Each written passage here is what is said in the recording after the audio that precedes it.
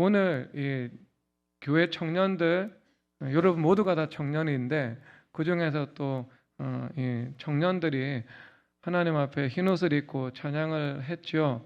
네, 이것이 오늘 하나님의 말씀의 이 시작점하고도요 참 많이 연결이 되는 것 같습니다. 지금 우리 독서 교육을 하면서 톨스토이 전쟁과 평화를 보고 있거든요.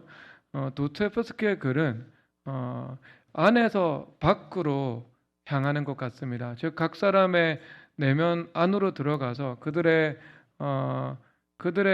이 그들의 시각, 그 심층의 심리를 통해서 이 인류 구원의 이 거대 서사에 대해서 아주 깊이 있고 통찰력 있게 풀어나가고 있거든요. 근데 그에 반해서 전쟁과 평화는요, 각 내면의 관점에서 뭐 인간 구원에 관한 또 세상의 방향에 관한 거대 서사는 거기서 나타나고 있지 않습니다. 톨스토이의 사상이 정립되기 이전의 작품이기 때문이거든요. 그래서 이것은 제 관점에서는 외부에서 내부로 들어가는 것과 같습니다.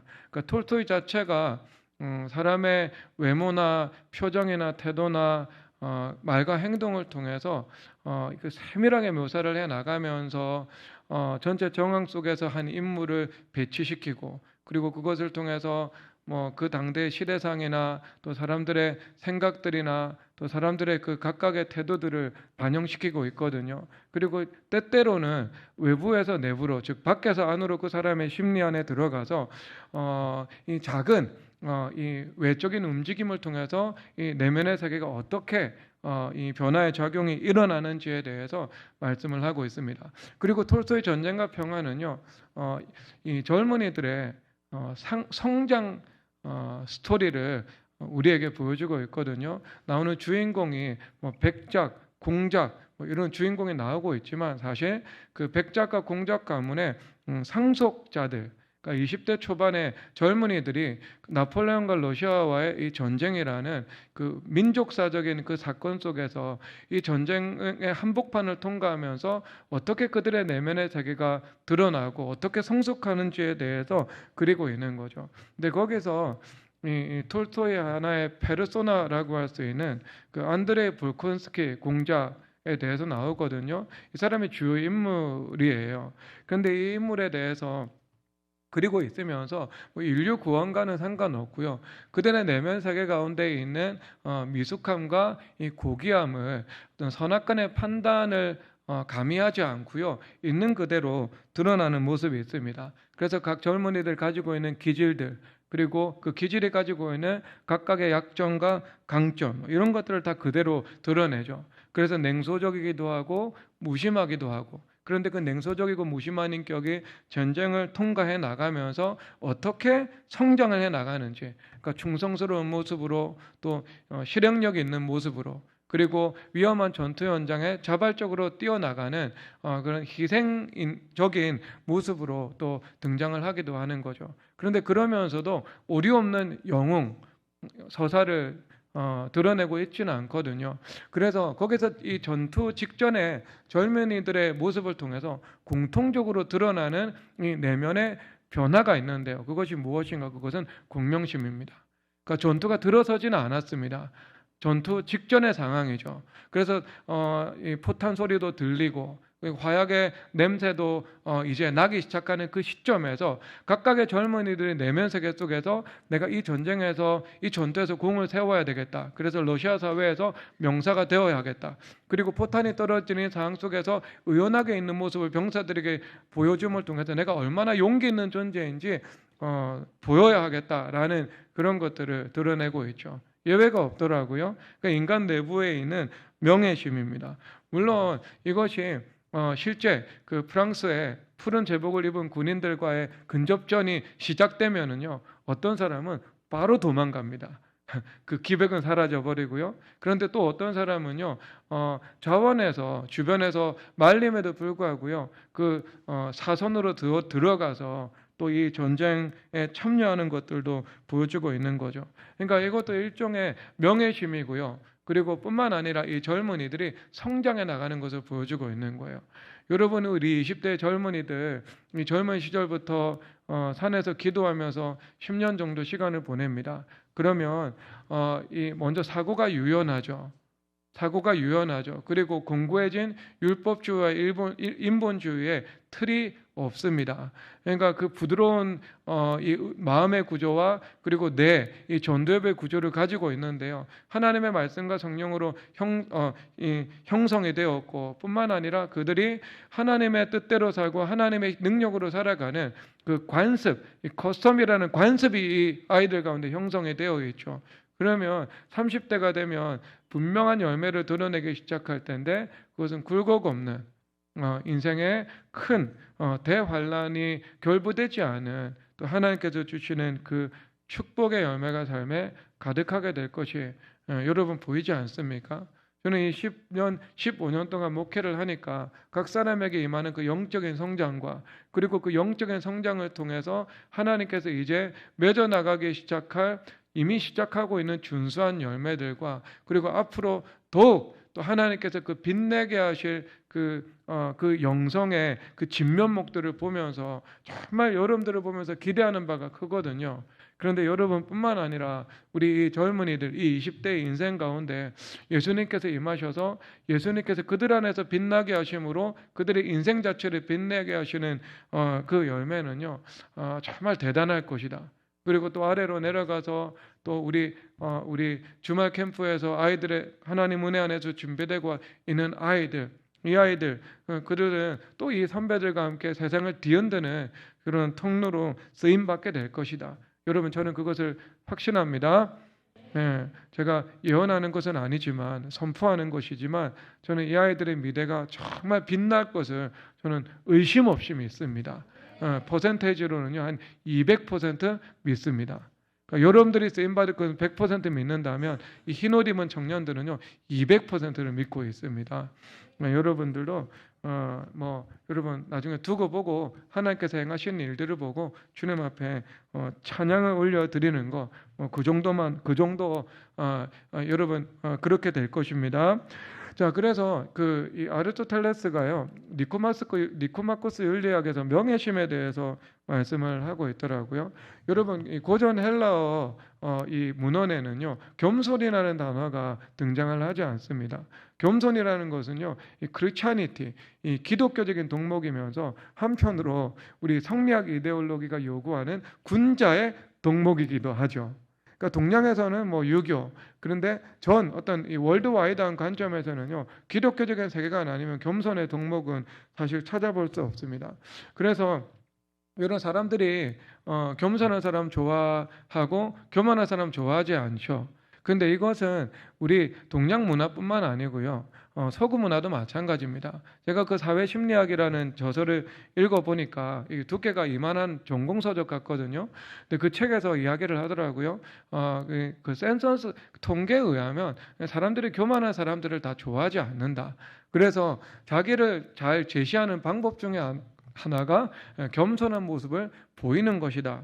그러니까 겸손의 본질이 있느냐 없느냐, 예수님과의 관계에서 이루어진 겸손, 이건 상관없이 적어도 우리가 유리하게 상황을 이끌고 나가기 위해서라도 겸손의 외양이 있어야 된다라고 하는 게 그 책에서 다루고 있는 거죠.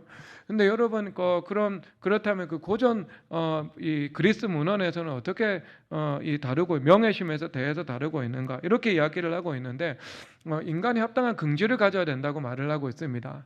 그러니까 자신의 능력이 있어요. 그러면 능력에 합당한 프라이드를 가지는 것은 아주 균형 잡힌 사고방식이다, 이렇게 말을 하고 있죠. 그러면서 양극단을 배제하고 있는데 자신의 능력보다 더 큰 프라이드를 가지는 것, 이것은 허영과 오만이다, 이렇게 말을 하고 있네요.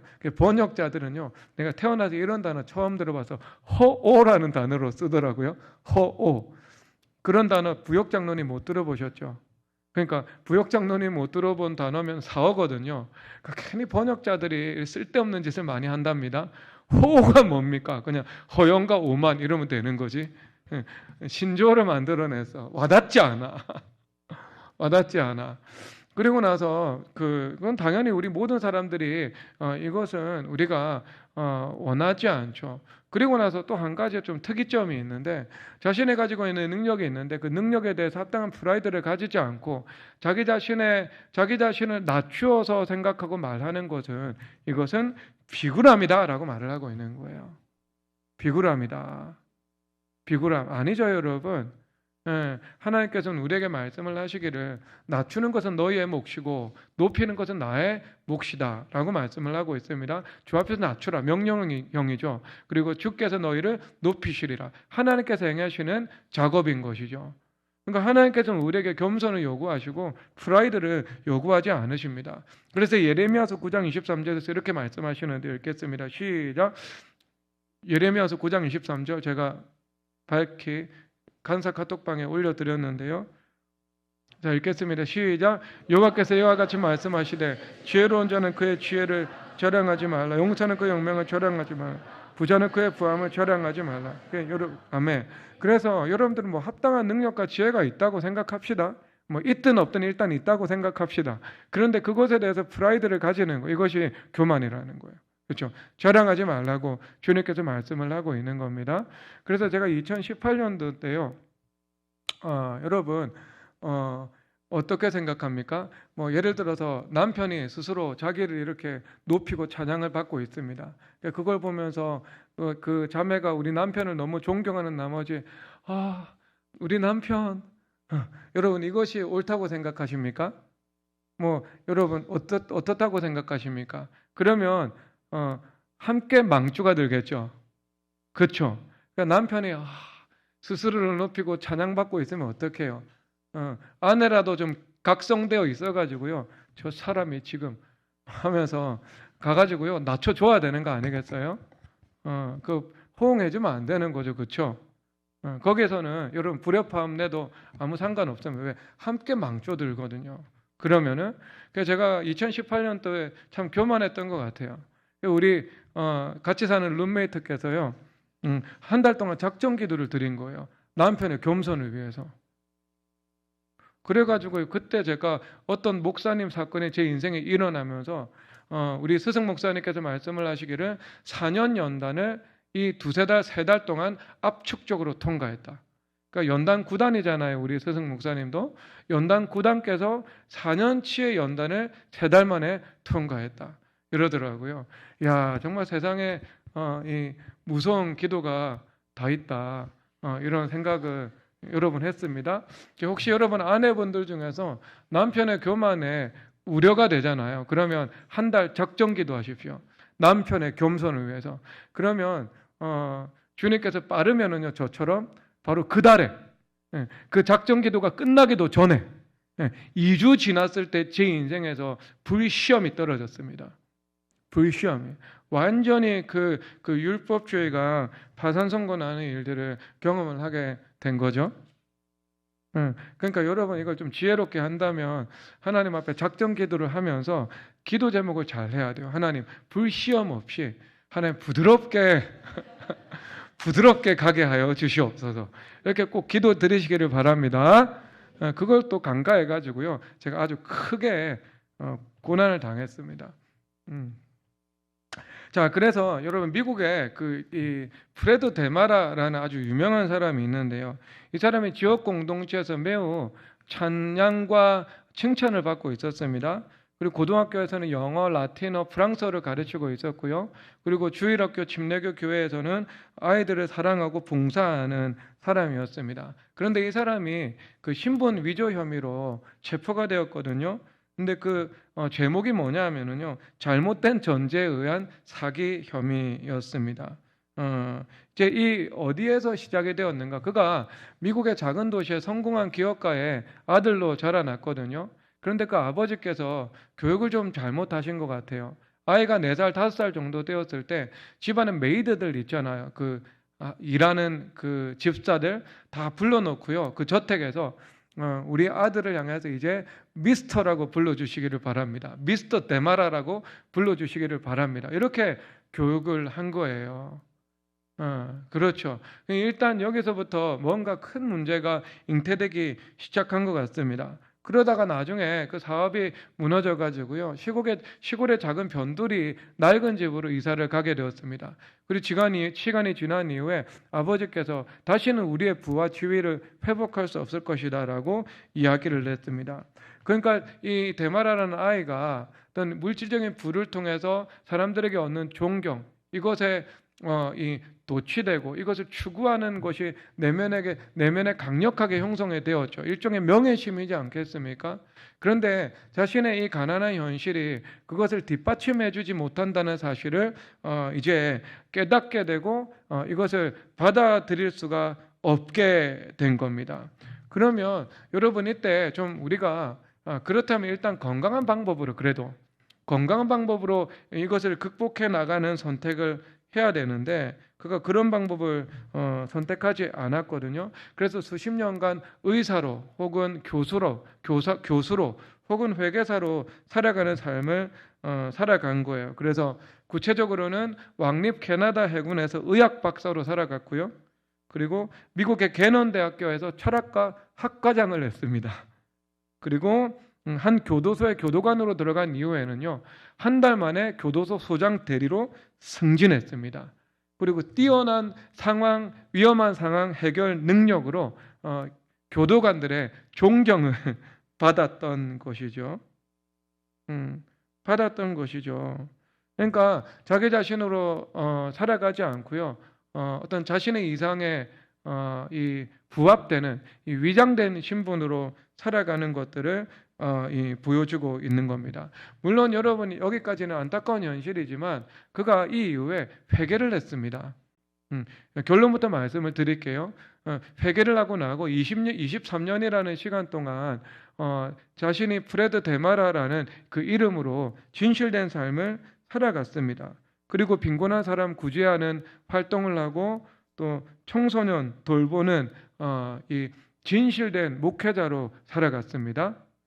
그러다가 마지막에 이 주변 사람들의 호의적인 평가 속에서 천국으로 부르심을 받게 되었다는 것이 이 이야기의 전체 내용이라는 거죠.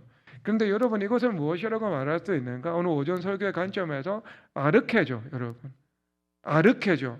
그러니까 내가 명예심이라는 것이 있는데 이것을 일단 성경적으로 다루어 나가야 되는데, 그리고 성경적으로 다룰 수 있는 능력이 없다면 그것을 그래도 건강한 방식으로 내가 극복하고 추구하는 시도를 행해 나가야 되는데, 그 시도 자체가 어떤 그릇된, 그러니까 거짓된 이 기반에서 시도를 했다는 거죠. 디도서 2장 10절 다 함께 읽도록 하겠습니다. 읽겠습니다. 시작. 훔치지 말고 오히려 참된 실질성을 나타내게 하라. 이는 범사에 우리 구주 하나님의 교훈을 빛나게 하려 함이라. 아멘. 내 안에 있는 하나님의 교훈을 빛나게 하기 위해서는 무엇이 필요한 거예요? 참된 신실성을 나타내야 하는 거예요. 그래서 참된 신실성은요, 여기서 신실성은 이 fidelity인데 믿음이라는 단어입니다. 그래서 참된 믿음을 나타내라, 이렇게 말씀을 하고 있는 거예요. 그래야 그리스도의 교훈이 빛나게 된다. 그러니까 우리가 믿음과 신실성, 이것은 같은 단어로 각각의 용례에서 다른 뉘앙스로 사용되는 것이지만 본질은 똑같은 것이죠. 신뢰라는 단어거든요. 그래서 우리가 무엇을 통해서 시작해야 되는가? 그런 참된 신실성, 참된 신뢰, 이것이 우리 인생의 아르케가 되어야 하는 거예요. 근데 그것이 되지 못하고 이 프레드 데마라가 아닌 교수로서, 아니면 의학 박사로서 거짓된 아르케에서 자신의 인생을 세워나가기 시작했던 거죠. 그래서 명예라는 것을 추구하는 것도 그릇된 것이지만 그 명예를 위해서 본인이 추구했던 방법도 잘못되었다라는 것들을 말씀해 주고 있는 겁니다. 그럼 우리가 이 명예에 대해서 한번 살펴보도록 할 텐데, 잠언 22장 1절 다 함께 읽도록 하겠습니다. 읽겠습니다. 시작. 많은 재물보다 명예를 택할 것이요 은이나 금보다 은총을 더욱 택할 것이니라. 아멘. 이야, 여기서 우리가 명예를 추구해야 되는 성경에 분명한 근거가 있구나 라고 생각할 수도 있겠네요. 왜? 재물보다 명예를 택하라라고 말을 하고 있잖아요. 그런데 여러분, 이것은요 무슨 말인가? 이것은 명예를 추구하라라고 성경에 나와 있지 않죠. 구하라라는 단어가 아니고요, 택하라입니다. 그래서 많은 재물과 명예라는 것이 양자택일의 상황에 놓여 있을 때 너희는 재물을 택하는 것보다 명예를 택하는 것이 더 현실적으로 유익하다 이것을 말씀해주고 있는 겁니다. 그러니까 상대적인 가치인데 굳이 둘 중에 하나를 선택하자면 너희들이 명예를 택해야 된다. 이것이 삶의 지혜한 단면이다. 이것을 말씀해주고 있는 겁니다. 자, 이것을 제가 좀 더 풀어서 이야기를 할게요. 이게 무슨 말이에요, 목사님? 이것을 여러분 좀 더 알기 쉽게 말하면 인권에서 물건이 나오는 거예요. 그렇죠? 물건이 인권보다 앞서지 않는다. 이것을 말씀을 하고 있는 겁니다. 자, 조금 더 이해가 쉽게 말해볼게요. 장석군의 관점에서 장사꾼의 언어로 설명을 할게요. 여러분, 사람을 잃어버리면은요, 그 사람을 통해서 얻을 수 있는 얻을 수 있는 영업과 수주와 계약과 이익, 그리고 새로운 소득의 기회, 이것을 창출하지 못한다는 거예요. 알겠죠? 하지만 내가 사람을 얻습니다. 그러면 그 사람을 통해서 또 다른 사람이 연결될 수 있고 그 사람을 통해서 또 다른 재화를 얻을 수 있는 그 기회가 내 인생에서 열릴 수 있는 거예요. 그렇죠? 그러면 영업은 무엇을 얻는 거예요? 영업은 사람을 얻는 거잖아요. 그렇죠? 영업하는 분들 모두 동의하시죠? 지금 영업에 해외 영업이든 국내 영업이든 영업 직군에 속해 있는 사람은요, 제 말을 동의할 겁니다. 사람을 얻는 것이 물질을 얻는 것이다 라는 거죠. 내가 물질을 택하고 사람을 잃어버리면 어때요? 단기적으로는 물질적인 이득을 얻을 수 있을지 모르겠지만 그 사람과 그 사람을 통해서 얻을 수 있는 더 많은 그리고 장기적인 유익을 잃어버린다라는 것을 말하는 것입니다. 그러니까 여러분, 인권에서 물건이 나오는 거예요. 그리고 오늘 관점에서 그 인권은 성품인 거죠. 사람을 얻을 수 있는 성품, 거기서 물건이 나온다는 겁니다. 뭐 예를 든다면 제가 얼마 전에 유빈 전도사님하고 가서 유심을 하나 필요해서 구입을 했거든요. 그래서 그 요금이 얼마인지 물어보았습니다. 사람이 이 폰에 이제 번호가 2개를 놓고 쓸 수 있다고 그러더라고요. 그래서 제가 이야기를 했는데 그분이 17,000원이에요 라고 이야기를 하더라고요. 그러니까 저 같은 사람은 호갱 중에 한 사람이잖아요. 전 잘 순진하게 잘 사주는 사람이거든요. 근데 우리 유빈 전도사님이 전혀 호갱스럽지 않은 표정을 지으면서 인터넷에 이거 4,000원이면 나오는데요. 이렇게 이야기를 하는 거예요. 그러니까 그분이 제가 한번 확인해 볼게요. 여기 7,500원짜리가 있네요. 라고 해주시더라고요. 제가 다시는 그 가게는 가지 않겠다. 라고 생각은 나는 믿었는데 제가 앞으로는 호갱 탈출하려고요. 절대 이제 봉해가 안 하려고 주변에 도움을 얻으면 충분히 그렇게 하지 않아도 되더라고요. 그런데 여러분, 만약에 어떻게 하면 좋겠습니까? 여러분들이 만약에 그런 영업을 하시는 분이다라고 말을 했을 때 얼마지요? 이렇게 물어보면 정보를 전하면 되잖아요. 그러면 7,500원짜리가 있고 10,000원짜리가 있고 17,500원짜리가 있습니다. 이렇게 이야기를 하면 되지 않겠어요? 정직하게? 그러면 그 사람이 보면서 그러면 차이가 무엇이 있습니까? 라고 말을 했을 때 각각의 차이를 분명히 기술적인 차이가 있으니까 가격 차이가 나오잖아요. 그래서 그 기술적인 차이를 정직하게 말해주는 겁니다. 그리고 제가 권할 때 고객님 같은 경우에는 이 정도 가격이면 적절하고 이것은 과한 것 같습니다. 그럼 무슨 생각을 해요? 이 사람은 정직한 사람이구나. 그래서 다음에 나은진도 데려가고 다음에 지우빈도 데려가고 김성령도 데려가야 되겠구나. 그렇게 생각을 하고 널리 홍보 대사가 되어서 이렇게 사람들에게 말을 해주지 않겠습니까? 그렇잖아요. 그러니까 사람을 얻는 것이 곧 물질을 얻는 거예요. 영업의 관점에서. 그러니까 너희들이 뭐예요? 많은 재물보다 명예를 더 택하라고. 그게 훨씬 더 유익하다고. 그래서 오늘 특히 여기서 은총을 택하라고 말을 하고 있는데 이 은총이 무엇인가? 이것은 사람과의 관계에서 베푸시는 하나님의 페이버입니다. 알겠죠? 그래서 하나님께서 다니엘에게 느부갓네살 왕 앞에서 은총을 얻게 하신다 라고 말을 할 때 그런 은총이거든요. 그러니까 너희들이 그런 단기적인 물질의 이익을 취하려고 하다가 사람을 잃어버리지 말고 내가 단기적으로는 물질에 조금 손실을 볼 수 있고 더 낮은 이익을 내가 택할 수 있겠지만 너희들이 장기적으로 이 사람을 얻는 선택을 하라라는 이런 잠언의 장사꾼의 지혜와 슬기를 우리에게 가르쳐 주고 있는 것입니다. 그런 지혜인 것이죠. 그러니까 물론 우리가 교회 안에서 내가 저 사람을 얻어야지, 저 사람을 내 사람을 만들어야지. 그 다음에 내가 그래서 또 이면적인 이득을 얻어야지 라고 하면서 하는 거는요, 그건 여러분 또 다른 논점입니다. 알겠죠?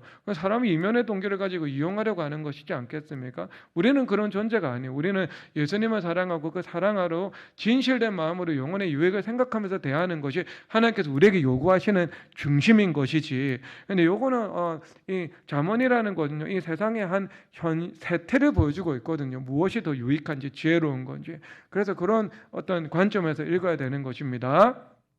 여러분 균형 감각 가지고 봐야 되겠죠.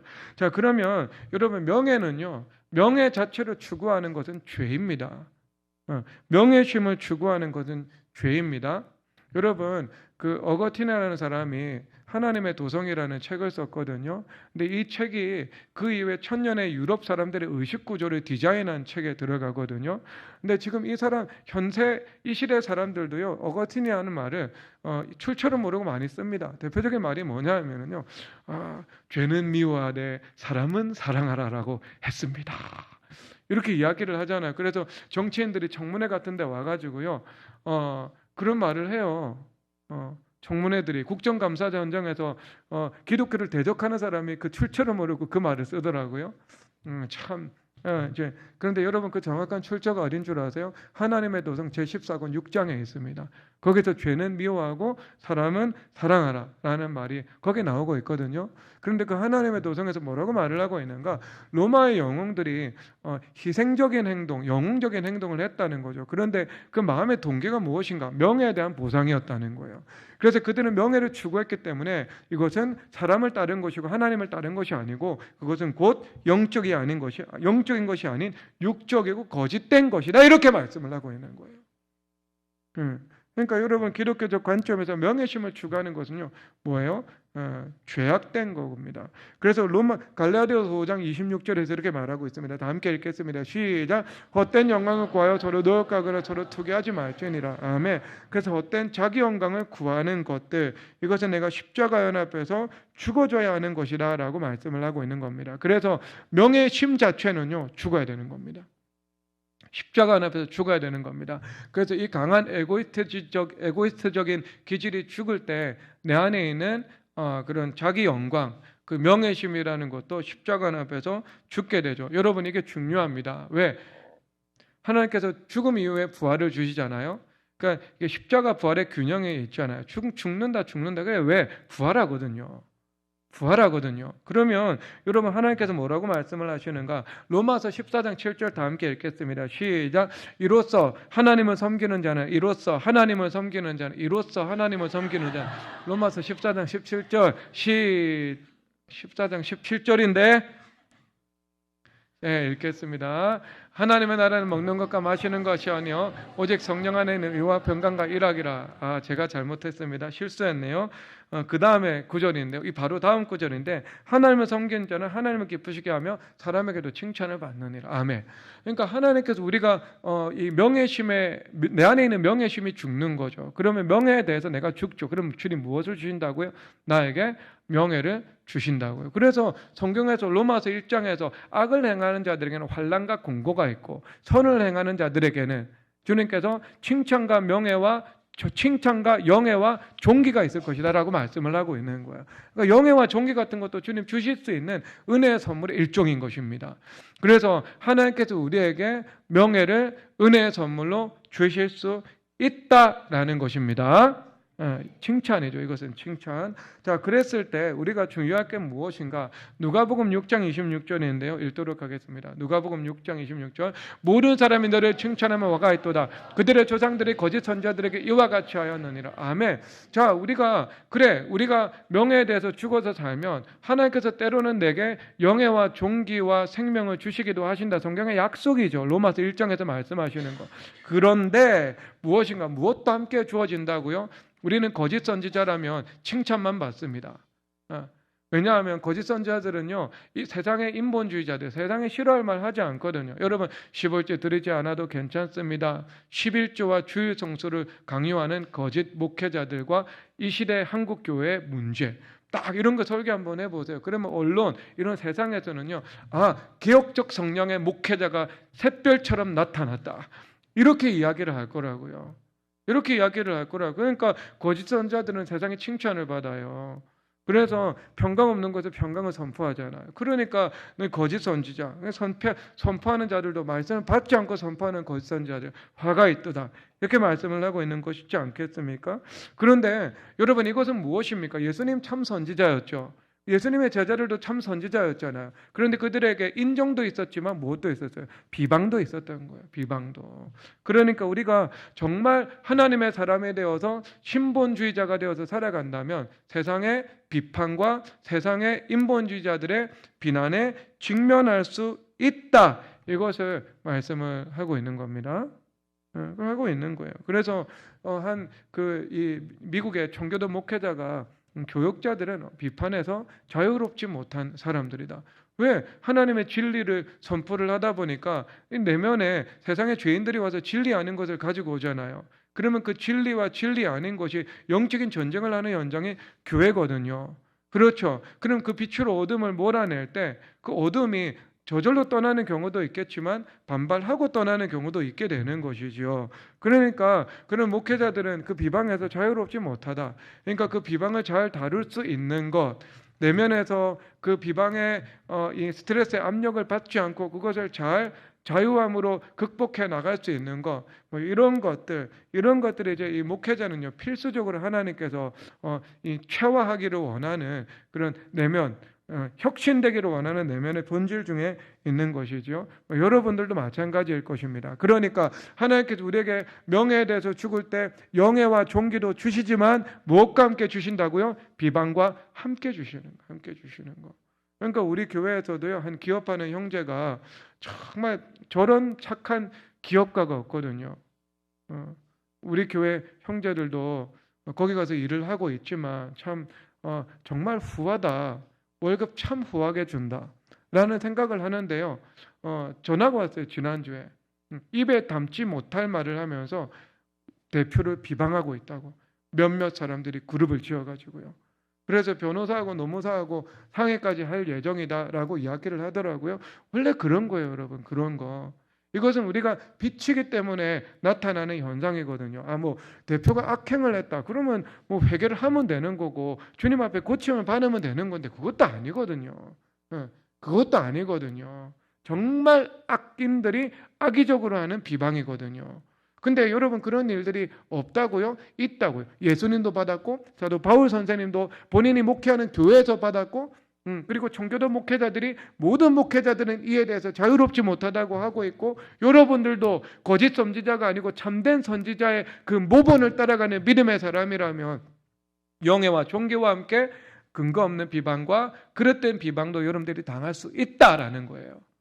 있다라는 거, 함께 오는 거. 그래서 너희들이 의를 위해서 핍박받고 박해받을 때 너희들은 기뻐하고 즐거워하라. 왜? 하늘에서 너희에게 상이 크민이라 말씀을 하고 있는 거. 상급이 큰 거예요. 상급. 천국에서 받을 상급이 큰 것이지 않겠습니까? 그리고 천국에 받을 그 상급 중에 일부를 또 주님께서 환전해 가지고요, 이 땅 가운데서 우리 가운데 내려주시는 것이거든요. 그러니까 하나님께서 상 주시는 기회임을 알고 또 기뻐하시기를 주님의 이름으로 축복합니다. 그리고 주님께서 주십니다, 여러분. 그것을 주십니다.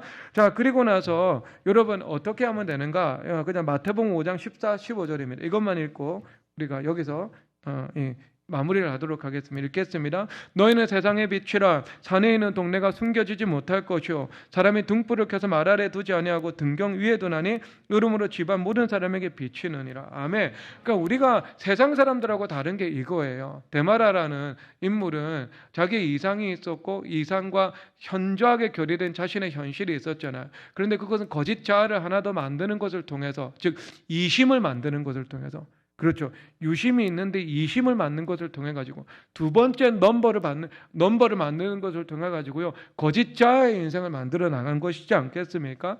근데 그럴 필요가 없다는 거예요. 그럴 필요가 없다는 거예요. 그러니까 세상 사람들은 예를 들어서 용인 되는 건데 그 명예라는 목표를 두고요, 열렬히 명예를 추구하면서 살아가는 거예요. 그러니까 이것이 세상에서는 건강한 방법으로 보일지 모르지만, 자수성가의 대표로 보일지 모르지만, 우리 성경적인 방법에 따르면 이것도 주님 앞에 죄라는 거예요. 주님 앞에 육적인 거라는 사실입니다. 추구할 바가 안 되는 거. 명예에 대해서 죽으라고 말씀하고 있는데 주님께서 영적 에고이스트의 파산 선고가 이루어져야 된다고 말씀을 하고 있는데요.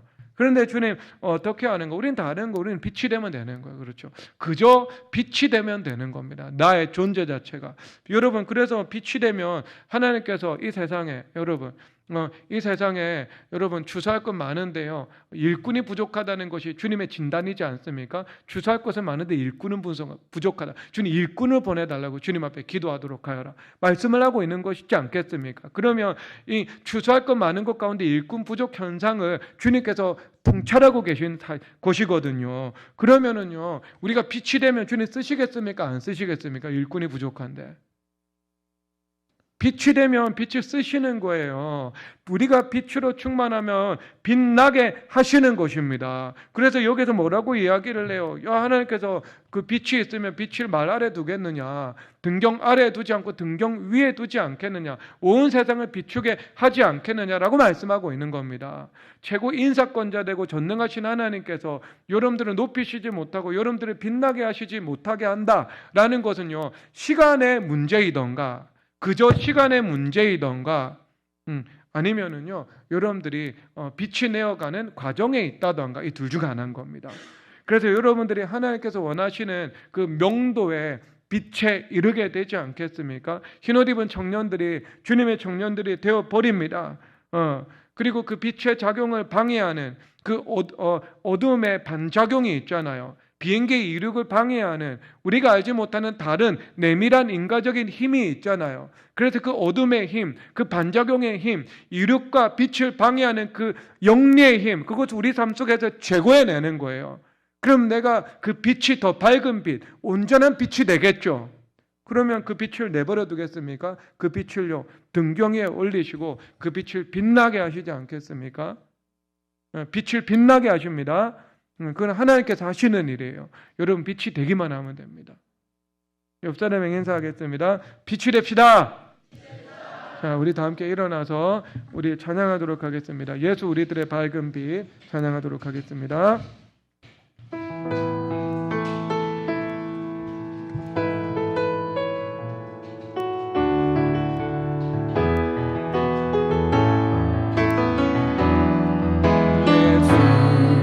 우리들의 밝은 빛, 은혜와 긍휼을 베푸시는 주, 의의 길을 따라가는 주의 자녀들에게 항상 밝은 빛을 비추시네. 그는 구원의 주하나님, 공의로 세상을 다스리시네. 주를 경외하는 자들에게 부어주시는 놀라운 주님의 영광. 하늘에서 찬란하게 빛나는 주의 영광, 이 땅에 오셨네. 어둠을 밝히고 새 생명 주셨네. 영원히 빛나는 나의 예수님, 높이 영광과 찬양 받으실 그 이름 경배함으로 슬픔을 거두고 내게 자유 주시네. 기쁨의 노래를 영원한 나의 빛 예수. 하늘에서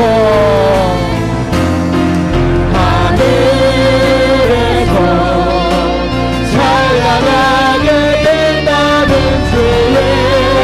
영광 이 땅에 오셨네 어둠을 밝게도 새 생명 주셨네 영원히 빛나는 나의 예수님 높이 영광과 찬양 받으신 그를 경배한 내가 슬픔을 거두고 내게 자유 주시기를 기쁨의 노래를 영원한 나의 마지막 하늘에서